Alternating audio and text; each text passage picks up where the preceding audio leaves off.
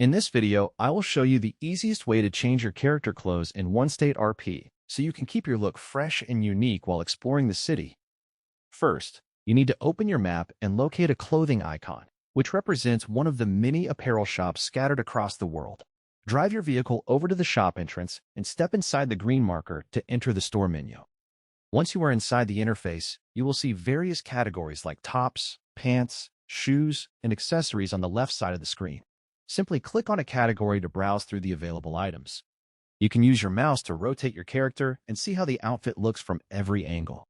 When you find something you like, make sure you have enough in-game currency and select the Buy button. If you already own clothes and want to change at home, you should head to your apartment or house and walk up to your wardrobe.